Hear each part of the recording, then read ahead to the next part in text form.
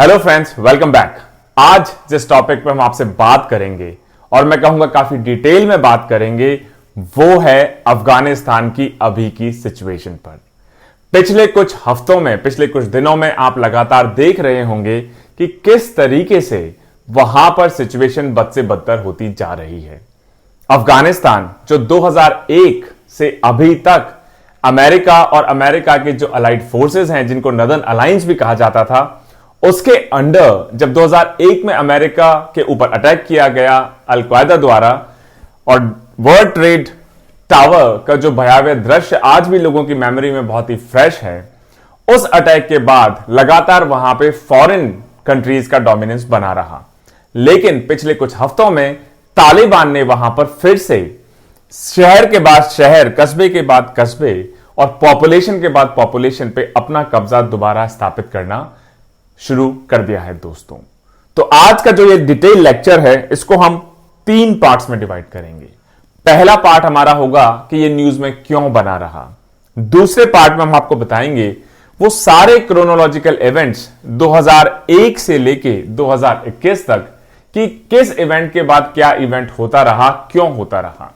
फिर हम बात करेंगे कि अमेरिकन या the United states of America Afghanistan में क्यों सक्सेसफुल नहीं हो सका। और फिर हम आपसे बात करेंगे कि ये जो सिचुएशन आज बन गई है, इसका अफगानिस्तान तो है ही है, साथ में जो हमारा अपना देश है इंडिया, उसके इंटरेस्ट पे क्या फर्क पड़ेगा और आगे इंडिया के पास क्या क्या ऑप्शंस हो सकते हैं सिचुएशन से डील करने के लिए। तो आइए शुरू करते हैं। हाल ही में अफगानिस्तान और तालिबान का वहां जो एडवांसमेंट है, लगातार आगे बढ़त वो बना रहे हैं, वो न्यूज में क्यों बना रहा।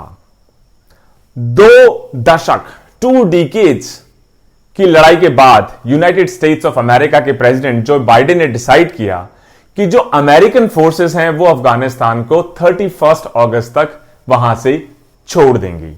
ऐसा नहीं है कि ये कोई नई खबर हो, नई न्यूज हो या अनएक्सपेक्टेड न्यूज हो। कई सालों से, खासतौर से 2017-18 से लगातार लग रहा था कि अब वो वक्त नजदीक आ रहा है जब अमेरिकन फोर्सेस और बाकी जो फॉरेन फोर्सेस हैं वो अफगानिस्तान सॉइल को छोड़ेंगी और अफगानिस्तान को अपनी खुद की सुरक्षा खुद को करनी होगी। और उसका इंपैक्ट पड़ेगा वहां की जियोपॉलिटिक्स पे, उसका इंपैक्ट पड़ेगा वहां की पॉलिटिकल डायनेमिक्स पे, उसका इंपैक्ट पड़ेगा पूरे सेंट्रल एशिया पे, उसका इंपैक्ट पड़ेगा इंडिया पे, पाकिस्तान पे, उसका इंपैक्ट पड़ेगा चाइना पे, ईरान पे, रशिया पे, और उसका इंपैक्ट डेफिनेटली पड़ेगा वेस्टर्न वर्ल्ड पे। अगर आप टोटल इस 20-21 साल की लड़ाई को देख लें तो यूएस हिस्ट्री का यह सबसे लंबा वॉर है। और अफगानिस्तान का जो यूएस हिस्ट्री का वॉर है 2001 से लेके 2021 तक, मैं कहूंगा इसमें अभी तक लगभग 2400 अमेरिकन सोल्जर्स अपनी जान गंवा चुके हैं। और उस जान माल के नुकसान के अलावा यह वॉर अमेरिका को अभी तक लगभग 2 ट्रिलियन कॉस्ट कर चुका है। सोचिए, इंडिया की टोटल इकोनॉमी लगभग 2.5 ट्रिलियन, 2.5 ट्रिलियन है। तो लगभग इंडिया की जितनी अर्थव्यवस्था है, इकोनॉमी, उतना पैसा अमेरिका पिछले 20-21 साल में अफगानिस्तान की लड़ाई में खो चुका है, गंवा चुका है।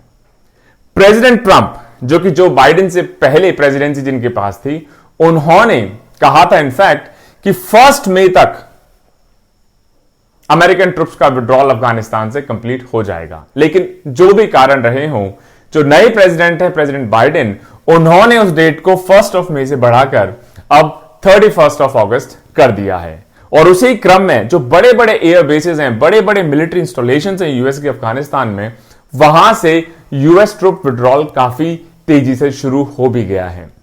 इनफैक्ट आपने कहानी सुनी होगी, जब अमेरिकन फोर्सेस ने बगाम के बेसिकली एयरफोर्स बेस को छोड़ा, तो उसके छोड़ने से पहले उन्होंने अफगान फोर्सेस को नोटिस तक नहीं दिया। तो सिचुएशन और मिसकम्युनिकेशन अभी भी लगातार अफगानिस्तान में बना हुआ है। एग्जैक्ट टाइमलाइंस क्या होंगे, किस स्टेज पे कितना ट्रुप विड्रॉल होगा, ये अभी भी मैं कहूंगा कि वर्कआउट किया जा रहा है। जब अमेरिका ने पहली बार विचार करना शुरू किया कि अब टाइम आ गया है कि हमें अफगानिस्तान की सॉइल को छोड़ के अपने ट्रुप्स को वापस अपने कंट्री बुलाना होगा, तो कई तरह के ऑप्शंस अमेरिकन्स ने इवैल्यूएट किए, जिनमें से एक प्रोमिनेंट ऑप्शन था कि हमारा जो विड्रॉल हो वो कंडीशंस बेस्ड हो। कंडीशंस बेस्ड का मतलब कि हम इस पोजीशन में हो कि हमारे वहां से विड्रॉ करने के बाद अगर काबुल या अफगानिस्तान में जो लेजिटिमेट सरकार है, जो चुनी हुई सरकार है, उसको किसी तरीके से थ्रेट होती है, चाहे अलकायदा से हो चाहे तालिबान से हो, तो हम वापस से इंटरवीन करके उस गवर्नमेंट को सपोर्ट कर सकें। लेकिन प्रेसिडेंट बाइडेन ने ऐसा लगता है कि उस ऑप्शन को पूरी तरह ओवर रूल कर दिया। प्रेसिडेंट बाइडेन बहुत क्लियर माइंडेडली ये कह चुके हैं और अब उस पर एक्ट करना शुरू कर दिया है कि यूएस की जो मिलिट्री प्रेजेंस है अफगानिस्तान में वो खत्म होनी ही चाहिए, चाहे उसके लिए कुछ भी करना पड़ जाए। The US military presence in the country should end no matter what. और इसी के साथ जो 21 साल की लड़ाई है अब फाइनली वाइंड डाउन होना शुरू हो गई है। थोड़ा हिस्टोरिकली कुछ साल पीछे चले जाएं तो 2009 में जो अभी अमेरिकन प्रेसिडेंट हैं, प्रेसिडेंट बाइडेन, जब उस वक्त वाइस प्रेसिडेंट हुआ करते थे अंडर प्रेसिडेंट बराक ओबामा, तो उस वक्त भी प्रेसिडेंट बाइडेन एक स्टॉन्च अपोजर थे इस चीज के कि यूएस मिलिट्री को अपनी प्रेजेंस अफगानिस्तान में बढ़ानी चाहिए। इनफैक्ट उन्होंने कहा कि अफगान्स को हमें एम्पावर करना चाहिए और अमेरिकन को या जो अलाइड फोर्सेस हैं या यूरोपियन फोर्सेस हैं, नेटो फोर्सेस हैं, नदर्न अलायंस फोर्सेस हैं, इनको सिर्फ काउंटर टेररिज्म मिशंस में अपने रोल को लिमिट करना चाहिए। इसके बावजूद भी उस वक्त की जो अमेरिकन प्रेसिडेंसी थी, प्रेसिडेंट ओबामा, उन्होंने अपने ट्रूप्स को बढ़ाया।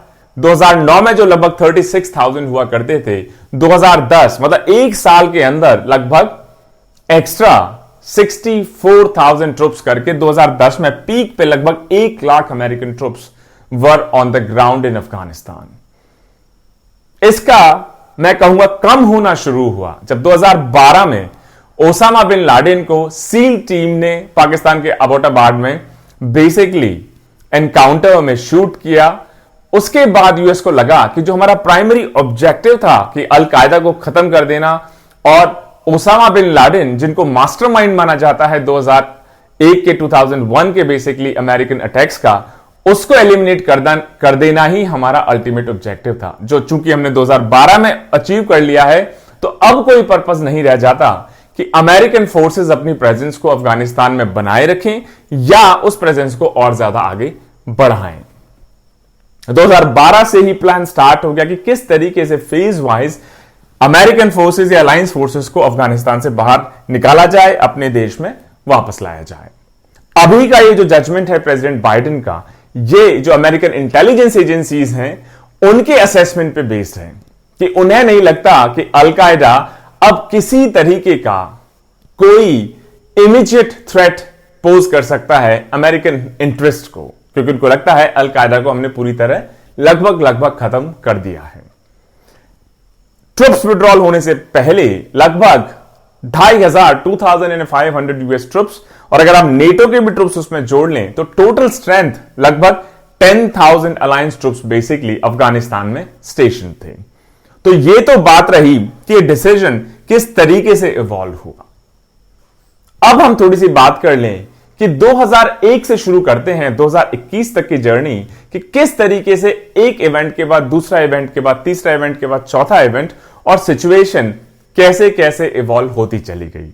तो 2001 में जब बेसिकली अटैक हुआ वर्ल्ड ट्रेड टावर पे अमेरिका में, और उसके रिटेलिएशन में जब अमेरिका ने डिक्लेयर किया वॉर अपना अफगानिस्तान, अलकायदा, तालिबान के ऊपर, तो नवंबर 2001 में तालिबान बेसिकली निकल गया काबुल से कंधार के लिए, जब अमेरिकन फोर्सेस ने एंटर करना शुरू किया बेसिकली नवंबर 2001। दिसंबर 2001 में बॉन एग्रीमेंट साइन हुआ, और बॉन बेसिकली जर्मनी में एक जगह है। इस बॉन एग्रीमेंट के थ्रू जो नदर्न अलायंस थी, जो कि अमेरिका लीड कर रहा था उस अलायंस को, उन्होंने ऐसे वॉरलॉर्ड्स, ऐसे लड़ाके जो कि 1992 से 1996 तक बहुत एक्टिव थे, उनको एम्पावर करना शुरू किया। उनको लगा कि अगर हम इन लड़ाकों को एम्पावर करेंगे तो अलकायदा हो या तालिबान हो, ये उनके खिलाफ उठ खड़े होंगे, और दोनों पार्टीज को जब आपस में क्लैश करेंगे तो दोनों ही कमजोर हो जाएंगे। थोड़ा सा आगे चलते हैं। दिसंबर 2001 में ही, इन दिसंबर 2001, मुल्ला ओमर बेसिकली को कंधार छोड़ने के लिए मजबूर कर दिया गया, और उसी के साथ तालिबान के लीडरशिप को कोलैप्स माना गया, और तालिबान का जो कब्जा था अफगानिस्तान में वो दिसंबर 2001 में ऐसा माना गया कि अब खत्म हो चुका है। और जब ये प्रॉमिसिंग न्यूज आने लगी तो दिसंबर 2001 में ही हामिद करजाई को बेसिकली वापस बुलाया गया काबुल, और बॉन एग्रीमेंट में जो था कि बेसिकली हम अफगान कैपिटल से इन वॉरलॉर्ड्स को दूर रखेंगे और ये आउटर पेरिफेरी में रहकर या बाहर रहकर बेसिकली ऑपरेट करेंगे, उस एग्रीमेंट को तोड़ते हुए जो मिलिशियास थी, जो वॉरलॉर्ड्स के बेसिकली करीबी थी, वो भी अफगान कैपिटल पे कब्जा करने के लिए एंटर करना शुरू कर दिया। दिसंबर 22, 2001 हामिद करजाई को चेयरमैन बनाया गया एक 29 मेंबर गवर्निंग काउंसिल, जो बॉन एग्रीमेंट हुआ नवंबर में, उसका एक प्रोडक्ट था कि एक हम 29 मेंबर काउंसिल बनाएंगे जिसका एक चेयरमैन होगा और ये मिलकर अफगानिस्तान को बेसिकली रूल करना शुरू करेंगे। चीजें चलती रही। 2004 और 2009, 2004, 2009 में जनरल इलेक्शंस हुए और दोनों जनरल इलेक्शंस में हामिद करजाई प्रेसिडेंट इलेक्ट हुए। और जब उनके 2 कॉन्जिक्यूटिव टर्म्स खत्म हो गए 2009 इलेक्शंस के बाद, तो अफगान कॉन्स्टिट्यूशन में अमेरिकन कॉन्स्टिट्यूशन की तरह 2 टर्म लिमिट बेसिकली थी। कंप्लीट करने के बाद उन्होंने अपनी प्रेसिडेंसी को छोड़ दिया। फिर जब इलेक्शंस हुए 2014 अप्रैल में, तो इलेक्शंस के ऊपर एक बड़ा क्वेश्चन मार्क, एक बड़ा प्रश्न चिन्ह आज भी लगा हुआ है। उस 2014 के इलेक्शन में 2 मेजर कंटेंडर्स उभर के आए। पहला अशरफ घनी और दूसरा अब्दुल्ला अब्दुल्ला। दोनों ने ही 2014 के इलेक्शंस में अपनी अपनी जीत घोषित की, विक्ट्री को क्लेम किया।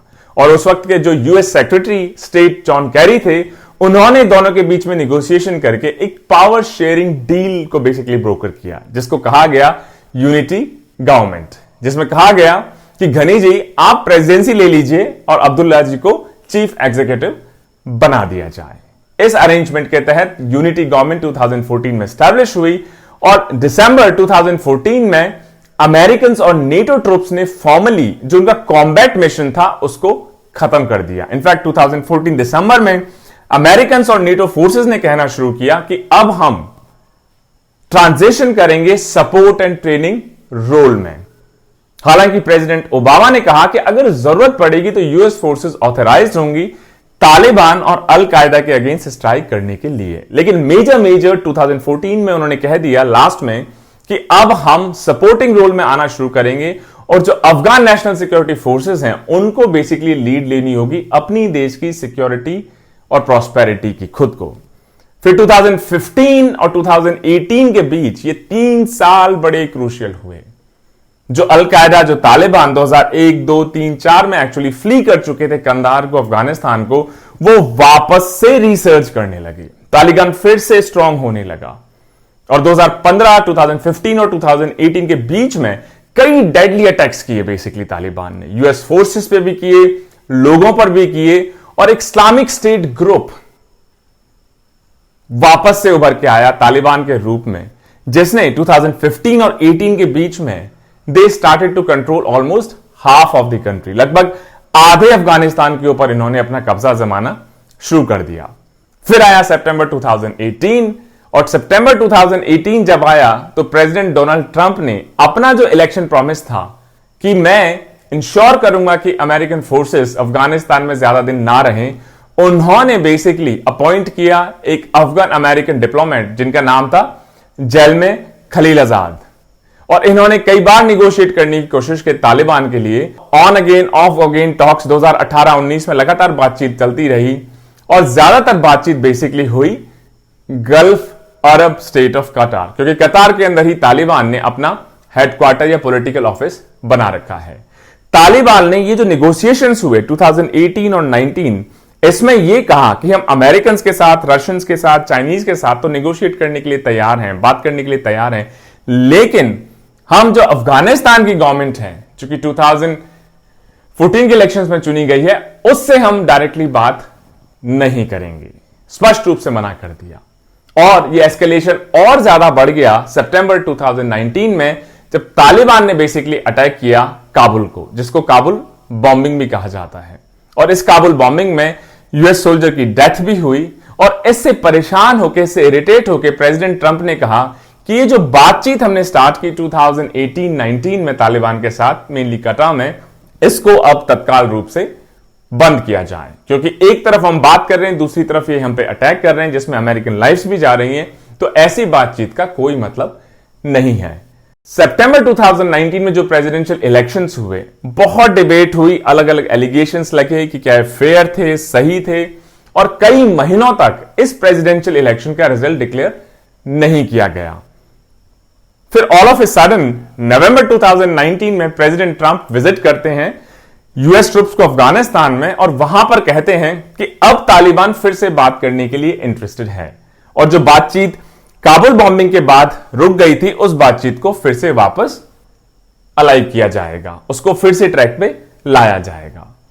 और फिर फरवरी 2020 वॉशिंगटन ने बेसिकली कहा कि थोड़ा सा वॉयलेंस रुक गया है इन निगोशिएशंस की वजह से, और इसको माना जाए कि this is the first step towards A final peace deal. मतलब अमेरिकन चाहते थे कि पीस डील तालिबान के साथ साइन हो और हम अमेरिकन ट्रुप्स को अफगानिस्तान से तुरंत बाहर निकालें।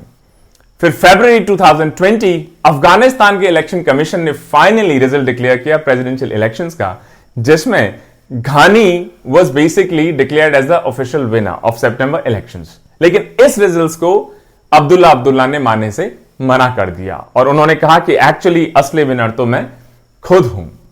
ये सारी चीजें देखते हुए अमेरिका ने तालिबान के साथ फाइनली एक डील साइन की दोस्तों, और वो डील फरवरी 2020 में साइन हुई, और उस डील के तहत ही ये डिसाइड किया गया कि जो यूएस ट्रुप्स हैं अफगानिस्तान में, ये जल्दी से जल्दी विड्रॉ किए जाएंगे और अफगानिस्तान को फॉरेन ट्रुप से खाली करवाया जाएगा। और साथ ही साथ यह भी कहा कि जो इंट्रा अफगान टॉक्स हैं, मतलब अफगानिस्तान के अंदर अंदर के जो ग्रुप्स हैं, अलग अलग की स्टेक होल्डर्स हैं, उनके बीच में भी बातचीत को अब शुरू करवाया जाएगा। तो यह बात रही दोस्तों हमारे second part of this chapter कि क्या क्या इवेंट्स रहे 2001 से 2020-2021 तक के। अब आपके मन में क्वेश्चन आ रहा होगा कि अमेरिका इतना बड़ा देश है, उसके बावजूद भी $2 ट्रिलियन एंड 2500 और 2500 डेड सोल्जर्स के बाद भी with all it's technology and might क्यों ये बेसिकली वॉर नहीं जीत पाया। अलग अलग लोगों का अलग अलग बेसिकली कहना है, लेकिन कुछ पॉइंट्स जिन पे लोगों का जोर मैं कहूंगा है वो ये है कि असली लड़ाई शुरू हुई 2009 के बाद, जब इराक से बेसिकली यूएस ने विड्रॉ करना शुरू किया अपने ट्रुप्स का 2009 में। उसके बाद अमेरिका ने अपनी कैरेट एंड स्टिक पॉलिसी को यूज करना शुरू किया। जैसा हमने कहा कि 2009 में 36,000 सोल्जर्स को 1 लाख तक ले जाया गया। तो एक तरफ तो शो ऑफ स्ट्रेंथ, दूसरी तरफ अमेरिका को यह चीज भी समझ में आ गई कि बिना पाकिस्तान के सपोर्ट के इस वॉर को जीतना बहुत मुश्किल है। तो अमेरिका ने अपनी फोर्सेस का नंबर्स बढ़ाने के अलावा रीइंफोर्स करने के अलावा पाकिस्तान को भी सपोर्ट करना शुरू कर दिया, उनका सहारा लेना शुरू कर दिया। और उसके बाद ये जो कैरेट एंड स्टिक की पॉलिसी थी, ये कैरेट एंड स्टिक की पॉलिसी कहीं ना कहीं एक खिचड़ी जैसी बेसिकली बन गई। और 2009, 2010, 2011 तक अमेरिकन काफी एडवांसमेंट लगातार करते चले आ रहे थे। लेकिन फिर आया 2012, और 2012 में जब सील की टीम ने अबोटाबाद पाकिस्तान में अलकायदा के चीफ बिन लादेन को बेसिकली मार गिराया, तो अमेरिका के अंदर सेंस ऑफ बेसिकली अचीवमेंट आ गया कि जो हमारा प्राइमरी ऑब्जेक्टिव था, जिसको हम ढूंढ रहे थे लगभग 11 साल से, फाइनली वो हमने अचीव कर लिया। अब अमेरिकन को यहां पे रहने की कोई जरूरत नहीं है। और 2011, 12, 13 में ही वो ट्रांजिशन स्टार्ट हो गया, जिसमें यूएस ने इंडिकेशंस देना शुरू कर दिया कि अब हम बेसिकली यहां से विड्रॉ करना शुरू करेंगे। और जैसे ही यूएस ने इंडिकेशन देना शुरू किया कि हम यहां से विड्रॉ करेंगे, तालिबान जो पहले काफी वीक हो चुका था, अब वापस इकट्ठा होकर रिसर्च करने लगा। और इस रिसर्च को मुझे लगता है कहीं ना कहीं अलाइड फोर्सेस प्रॉपरली गेज नहीं कर पाए, एंटिसिपेट नहीं कर पाए। और 2013 में जब यूएस और नेटो ने कहा कि जो प्राइमरी सिक्योरिटी रिस्पॉन्सिबिलिटीज हैं वो अब अफगान नेशनल सिक्योरिटी फोर्सेस, जिनको एएनएसएफ भी कहा जाता है, और जो यूएस मिलिट्री है, नेटो मिलिट्री है, वो सिर्फ training and special operations missions में जाएंगी, उस वक्त ये बिल्कुल क्लियर हो गया कि अब वेस्टर्न पावर्स का अफगानिस्तान की सॉइल पे ज्यादा दिन रुकने का प्लान नहीं है। और इस पीरियड के दौरान ही जो तालिबान के लीडर हैं मुल्ला अख्तर मंसूर, इनको क्वेटा में 2016 में असैसिनेट अलाइड फोर्सेस द्वारा किया गया दोस्तों। अब इसमें कई बार थॉट प्रोसेस भी चेंज हुए। अगर आप 2017 की बात देख लें तो प्रेसिडेंट डोनाल्ड ट्रंप बड़े स्ट्रॉन्ग सपोर्टर थे मिलिट्री माइट के। उन्होंने कहा था कि हमको फोर्सेस और बढ़ानी चाहिए अफगानिस्तान में, और हमको अपनी मिलिट्री माइट के थ्रू ही बेसिकली वहां पे जीत मिल सकती है। लेकिन जब इलेक्शंस आने लगे 2020 के, उससे पहले आई थिंक 2018-19 में उन्होंने अपनी टोन को थोड़ा सा बदल लिया। इनफैक्ट उन्होंने यह भी देखा कि जब 2015 और 18 के बीच में तालिबान ने लगभग 50% अफगानिस्तान पे फिर से कब्जा कर लिया, लगातार बॉम्बिंग होती रही, चाहे वो काबुल हो या बाकी जगह हो, इस्लामिक स्टेट का रिसर्जेंस हुआ, तो कहीं ना कहीं मुझे लगता है कि अलाइड फोर्सेस, वेस्टर्न पावर्स को यह समझ आने लगा कि शायद इस लड़ाई को हम कभी नहीं जीत पाए। जब 15 साल बाद, 18 साल बाद अभी भी यह हालत है कि आधे से ज्यादा कंट्री तालिबान के कंट्रोल में है और लगातार उनकी बढ़त और बढ़ती चली आ रही है, तो फिर प्रेसिडेंट ट्रंप ने कहा कि हम इंश्योर करेंगे 2020 के इलेक्शन से पहले कि सारे ट्रूप्स को हम विड्रॉ कर लें और इंट्रा अफगान नेगोशिएशंस को हम ट्रिगर करें। तो 2009-2011 में जो मेजर एडवांसमेंट थे अमेरिकन के, नेटो फोर्सेस के, उन्होंने उस बढ़त को आगे नहीं बनाए रखा। 2012 में जब लेडिन की असैसिनेशन बेसिकली हुआ, उनकी किलिंग हुई, तो उसके बाद मुझे लगता है कि वो सेंस ऑफ पैसिफिकेशन आ गया कि अब हमें बहुत ज्यादा आगे करने की जरूरत नहीं है, और धीरे धीरे ये मैसेज दूसरी पार्टी तालिबान को मिलने लग गया। इसके साथ साथ टाइमिंग थोड़ा देखें कि जब भी इलेक्शन आता है तो पॉलिटिकली आपको इस competitive democracy, the word is competitive democracy, कि हर एक पब्लिक रिप्रेजेंटेटिव दूसरे पब्लिक रिप्रेजेंटेटिव से कॉम्पीट कर रहा होता है कुछ इंटरेस्टिंग ऑफर करने के लिए लोगों को, ताकि लोग उसे वोट दें। तो अगर एक कहता है कि अफगानिस्तान में 15 साल में हम जीत नहीं पाए, अब टाइम आ गया है कि हमारा रुपया, पैसा, लोगों की जिंदगी, इसको बचाया जा सके, तो वो वोटर्स को हो सकता है अपीलिंग लगे।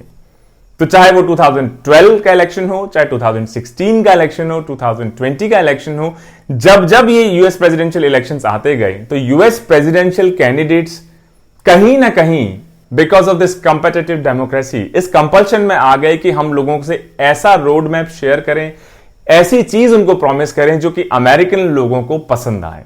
और अमेरिकन भी इस लंबी लड़ाई से, जिसमें इतना पैसा बर्बाद हो चुका, जिसमें इतने लोगों की जान जा चुकी, तंग आ चुके थे।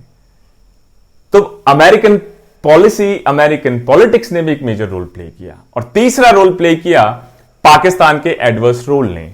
ऐसा कहा जाता है कि पाकिस्तान ने लाख मना करने के बावजूद भी, और अमेरिकन और अलाइड फोर्सेस को पता होने के बावजूद भी, जो नेटवर्क्स हैं, चाहे वो हकानी नेटवर्क हो, चाहे वो क्वेटा शूरा हो, चाहे अल कायदा लीडरशिप हो, इन सबको अपने यहां पर शेल्टर दिया, इन सबको बेसिकली पनपाया। पाकिस्तान की आर्मी हो, चाहे इंटर सर्विसेज इंटेलिजेंस हो, इन्होंने भी ऐसा लगता है कि इस पूरे गेम प्लान में एक बहुत इंपॉर्टेंट रोल प्ले किया दोस्तों। कई लोगों का तो यह भी कहना है कि कहीं ऐसा तो नहीं कि पाकिस्तान की agencies double role, dual role play कर रही थी, कि एक तरफ तो अमेरिकन को विश्वास दिला रही थी कि हम आपके साथ हैं, आपके इस एंडेवर में आपका सपोर्ट करते हैं, वहीं चुपचाप तरीके से ये जितनी भी जो फोर्सेस थी, चाहे अल कायदा हो, हक्कानी नेटवर्क हो, तालिबान हो, इनको भी कहीं ना कहीं से वो चुपचाप तरीके से, सीक्रेट तरीके से, अंडरग्राउंड तरीके से लगातार सपोर्ट करती रही हो।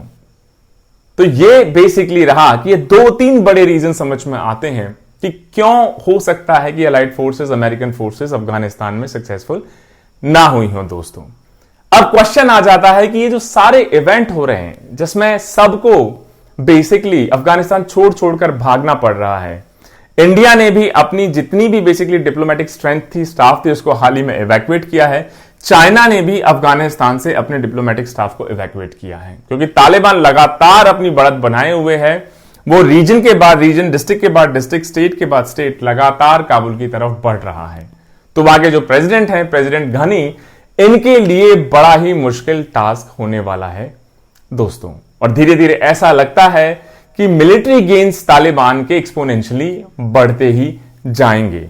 और क्योंकि तालिबान को यह लगने लगा है कि हम मिलिटरीली भी अफगानिस्तान फोर्सेस के ऊपर इतने हावी हो जाएंगे, तो हमें अफगानिस्तान की सिक्योरिटी फोर्सेस या अफगानिस्तान गवर्नमेंट के साथ किसी तरह की नेगोशिएशन करने की जरूरत ही नहीं है। सो वो नेगोशिएशन टेबल पे आना ही नहीं चाह रहे हैं। अब हम बात कर लें कि इंडिया का आज तक क्या इन्वॉल्वमेंट रहा। तो इंडिया की अगर हम बात कर रहे हैं, 2017-18 में जब प्रेसिडेंट ट्रंप ने बेसिकली अपनी स्टांस को चेंज किया, 2017 तक उनका मन था कि हमें अपनी स्ट्रेंथ को और बढ़ाना चाहिए, मिलिट्रीली डिफीट करना चाहिए। लेकिन मुझे लगता है कि शायद प्रेसिडेंशियल इलेक्शंस हो या ग्राउंड रियलिटीज हो, 2018 में जब उन्होंने कहना शुरू किया कि अब अमेरिकन अफगानिस्तान से विड्रॉ करना शुरू करेंगे, so India could see the writing on the wall right from 2018। India को समझ में आ गया था कि यूएस ट्रूप विड्रॉल होना अब इमिनेंट है, it just a matter of time. India Afghanistan का सबसे बड़ा डोनर है, सबसे बड़ा ट्रेड पार्टनर्स में से है, सबसे बड़ा कैपेसिटी बिल्डर है। लेकिन ये सभी चीजें इंडिया तभी कर पाएगा जब लोकल सिक्योरिटी बेसिकली वहां पे अच्छी हो पाएगी। अब क्योंकि कंडीशंस बहुत खराब होती जा रही हैं, तो जो सपोर्ट, जो कॉपरेशन अफगानिस्तान इंडिया के बीच में 20 साल में स्टैब्लिश हो पाया था, वो अब बहुत तेजी के साथ लगातार धाराशायी होता जा रहा है। दोस्तों, अगर हम बात कर लें कि अमेरिका का क्या रुख रहा, तो यूएस ने शुरुआत में इंडिया का अफगानिस्तान में क्या रोल रहे, पाकिस्तान के ऑपोजिशन की वजह से, तालिबान के ऑपोजिशन की वजह से हमेशा कोशिश की कि इंडिया को बातचीत से बाहर रखा जाए। लेकिन इंडिया ने अपनी परसिवरेंस के कारण, अपने निगोशिएटिंग स्किल्स के कारण और लोगों को समझा पाए कि इंडिया एक मेजर रोल प्ले कर सकता है पूरे मिडिल ईस्ट और सेंट्रल एशिया के सिक्योरिटी एपरेटस में। तो धीरे धीरे बेसिकली इंडिया को वापस से निगोशिएटिंग टेबल पे सीट दी गई। लेकिन काफी टाइम बीत गया जब वो निगोशिएशंस बिना इंडिया के मेजर पार्टिसिपेशंस के होते रहे। सिचुएशन इससे भी कॉम्प्लिकेटेड हो गई कि जो यूएस के सैंक्शंस थे, चाहे वो ईरान पे हो, रशिया पे हो, और जब इंडिया ने Russian made military equipment supply करना शुरू किया अफगानिस्तान को, तो इससे भी यूएस और इंडिया के बीच की इक्वेशन थोड़ी सी कॉम्प्लेक्स हो गई कहीं ना कहीं। और इस वजह से जितना भी इकोनॉमिक टेक्निकल असिस्टेंस था, वो basically on end of nature में चलता रहा। अब जो यूएस विड्रॉल है, ये बेसिकली एक बड़ा पीरियड ऑफ अनसर्टेनिटी पोज करता है इंडियन इंटरेस्ट के लिए, इंडिया की क्या स्ट्रैटेजी रहेगी पूरे एरिया में, उसके लिए। अब इससे पहले हम बात करें कि इंडिया के सामने क्या ऑप्शंस हो सकते हैं, सबसे पहले देख लें कि इंडिया के क्या मेजर इन्वेस्टमेंट्स रहे अफगानिस्तान में, जो अब ये पूरी जियोपॉलिटिकल सिचुएशन चेंज होने के कारण अब अंडर थ्रेट हैं। तो इंडिया ने 20 साल में, इन 20 years, India has invested more than $3 billion। Huge investments, चाहे वो डैम्स हों, चाहे वो रोड्स हों, चाहे वो ट्रेड हों, चाहे इंफ्रास्ट्रक्चर हो। और बेसिकली जब तालिबान ने पुश करना किया ऑफेंसिव अफगानिस्तान में कि जब यूएस और नेटो फोर्सेस वहां से निकल जाएं तो हम पूरे पे कब्जा कर लें, तो इंडिया अब बड़े डायलेमा सिचुएशन में है कि जो पुराना इन्वेस्टमेंट है कैसे उसको प्रोटेक्ट करें और फ्यूचर में किस तरह का अलायंस वहां पे बनाएं कि हमारा इन्वॉल्वमेंट लगातार वहां पे मेंटेन हो सके। ऐसा लगता है कि जो 20 साल की फ्रेंडशिप थी, 20 साल का इन्वेस्टमेंट था, खून था, पसीना था, दोस्ती थी, ये अब कहीं ऐसा तो नहीं तालिबान के आने से एक झटके से सब खत्म हो जाए। अफगानिस्तान इंडिया के स्ट्रेटेजिक इंटरेस्ट के लिए बहुत ही इंपॉर्टेंट है दोस्तों। आप ज्योग्राफी के लिए भी देख लें तो अफगानिस्तान की लोकेशन इतनी इंपॉर्टेंट है कि इंडिया का वहां पे कोई ना कोई प्रेजेंस रहना बहुत ही जरूरी है। इंडिया ने वहां पे रोड्स बनाए, डैम्स बनाए, इलेक्ट्रिसिटी ट्रांसमिशन लाइंस बनाई, हॉस्पिटल्स बनाए, सबस्टेशंस बनाए, स्कूल्स बनाए। और 2011 का जो India Afghanistan strategic partnership agreement है, उसके थ्रू बायलैटरल ट्रेड हमारा बढ़ते बढ़ते आज की तारीख में लगभग $1 बिलियन है, जिसमें हम टेक्नोलॉजी ट्रांसफर करते हैं, वहां से अलग अलग तरह के स्पाइसेस हमको मिलते हैं, वहां से नट्स मिलते हैं। फिर Afghanistan conference in Geneva in November 2020, जो हमारे एक्सटर्नल अफेयर्स मिनिस्टर हैं एस जयशंकर, उन्होंने कहा कि no part of Afghanistan today is untouched by the 400+ projects that India has undertaken in all 34 of the Afghanistan provinces। 400 से भी ज्यादा इंडिया के जो 34 प्रोविंसेस अफगानिस्तान की उसमें लगातार चल रहे हैं। सलमा डैम बहुत बार, ये बहुत हाई विजिबिलिटी प्रोजेक्ट रहा है जो 2016 में अफगान इंडिया फ्रेंडशिप डैम के नाम से भी बेसिकली इनॉग्रेट किया गया। तालिबान ने अब लगातार इस डैम के आसपास के एरियाज पे अटैक करना शुरू कर दिया है और कोशिश कर रहे हैं कि बेसिकली इस डैम को भी अपने कंट्रोल में ले लिया जाए। और मुझे लगता है थोड़े दिन पहले की न्यूज है कि इस डैम पे, जिसको अफगान इंडिया फ्रेंडशिप डैम कहा जाता था, पे तालिबान ने पूरी तरह कब्जा कर लिया है। फिर चाहे बात हो जाए Zaranj Delaram highway, high profile project, 218 kilometre 2018 kilometre लंबाई प्रोजेक्ट जो कि जरांग से डेलाराम को बेसिकली कनेक्ट करता है, जो हमारी बॉर्डर रोड्स ऑर्गेनाइजेशन जिसको बीआरओ भी बोलते हैं, जो कि हमारे बेसिकली बॉर्डर एरियाज है, वहां पे रोड कंस्ट्रक्शन की जो प्राइमरी एजेंसी है अभी आर्मी के अंडर है, उन्होंने इसको कंस्ट्रक्ट किया। जरान जो है अफगानिस्तान बॉर्डर जो कि ईरान के पास में है वहां पर लोकेटेड है और ये $150 मिलियन का हाईवे बेसिकली रन करता है जरांज। वहां से ये कनेक्ट करता है कंधार इन द साउथ, वहां से करते हैं गजनी, काबुल, मजार शरीफ और हेरात। तो बहुत ही important, strategically important basically highway रहा है। पाकिस्तान ने हमेशा इंडिया को डिनाई किया है कि आप अफगानिस्तान के साथ किसी भी तरह से ट्रेड पार्टनरशिप कर सकें। ये जो बेसिकली लैंडलॉक्ड अफगानिस्तान है, ईरान के छाबर पोर्ट के थ्रू हम कोशिश कर रहे थे कि अफगानिस्तान से सेंट्रल एशिया को बेसिकली एक्सेस कर सकें। तो अगर ये प्रोजेक्ट्स अब अंडर थ्रेट आते हैं, तालिबान इन्फ्लुएंस में आते हैं, तो सभी के ऊपर एक बड़ा क्वेश्चन मार्क लग गया है।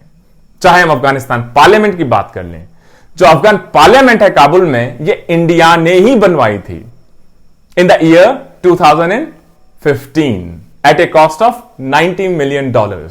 और जो हमारे ऑनरेबल प्राइम मिनिस्टर हैं श्री नरेंद्र मोदी जी, इन्होंने उस बिल्डिंग का इनॉग्रेशन किया 2015 में।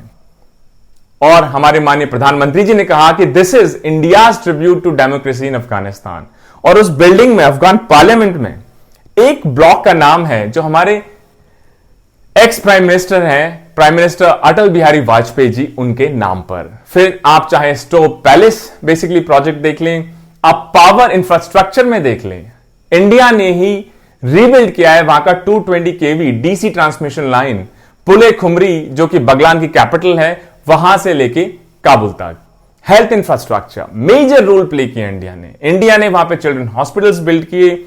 पहला जो हॉस्पिटल था 1972 में इंडिया ने बिल्ड किया काबुल में, जिसका नाम आज भी Indira Gandhi institute of child health, 1985 में जिसका नाम किया गया। इंडिया ने बहुत सारे मेडिकल मिशंस, क्योंकि जब ये वॉर लगातार चलता रहा, बहुत सारे लोग वुंड हुए, एम्प्यूटेट हुए, इन सब के बेसिकली बच्चों की साइकोलॉजिकल सपोर्ट में हमारी नर्सिंग स्टाफ ने मेजर रोल प्ले किया दोस्तों अफगानिस्तान में। अब क्वेश्चन आ जाता है लास्ट पार्ट कि ये सारी चीजें तो ठीक हैं, लेकिन इंडिया की अब क्या स्ट्रैटेजी होनी चाहिए। और जैसा हमारे external affair minister Shri S Jaishankar ने कहा है, शंघाई कोऑपरेशन ऑर्गेनाइजेशन या एससीओ की फॉरेन मिनिस्टर्स मीटिंग जो कि दुशनाबे में हुई है, कि the future of Afghanistan can not be past. या जिस भूतकाल या जिस काले भूतकाल से अफगानिस्तान निकल के आ रहा है, जिस डार्क पास्ट से निकल के आ रहा है अफगानिस्तान का फ्यूचर, वो डार्क पास्ट नहीं हो सकता। हमें कुछ ना कुछ तो ऐसा करना होगा कि तालिबान जो लगातार एग्रेसिवली आगे बढ़ता जा रहा है, इसको रोक सकें, और जो फोर्सफुली टेक ओवर करने की कोशिश कर रहा है अफगानिस्तान को, उसको स्लो कर सकें, रिवर्स कर सकें। लेकिन सच्चाई बड़ी कॉम्प्लिकेटेड है दोस्तों। अफगानिस्तान के आसपास के जो और की पावरफुल स्टेक होल्डर्स हैं, खासतौर से रशिया और चाइना, वो अमेरिकन के इस ट्रूप विड्रॉल से कहीं ना कहीं काफी कंफर्टेबल और खुश फील कर रहे होंगे। उनको लग रहा होगा, और जाहिर सी बात है, जियोपॉलिटिक्स का ये पार्ट है कि अब हम वापस से अपना इन्फ्लुएंस अफगानिस्तान में बढ़ा सकते हैं। और तालिबान के कई लीडर्स को देखा गया है, चाहे वो रशिया हो, चाइना हो, पाकिस्तान हो, अलग अलग निगोशिएशंस के लिए बार बार वहां पे ट्रैवल करते रहे हैं। और ज्यादातर कंट्रीज का ऑपोजिशन इंडिया के लिए रहा है कि इंडिया को इन निगोशिएशंस में पार्ट नहीं बनने देना चाहिए। इंडिया ने भी कोशिश की कि तालिबान के साथ किसी तरह का फ्रूटफुल एंगेजमेंट हो पाए, लेकिन अभी जो सिचुएशन लग रही है, जिसमें दिल्ली ने जितना भी अपना इंडियन नेशनल्स हैं डिप्लोमेटिक आउटपोस्ट में, कंधार से, वहां से सबको विड्रॉ कर लिया है, इससे क्लियरली लगता है कि इंडिया अभी उस पोजीशन में नहीं आ पाया है कि तालिबान के साथ या वहां के और इंपॉर्टेंट स्टेक होल्डर्स के साथ किसी तरह का डील हम ब्रोकर कर पाए होंगे।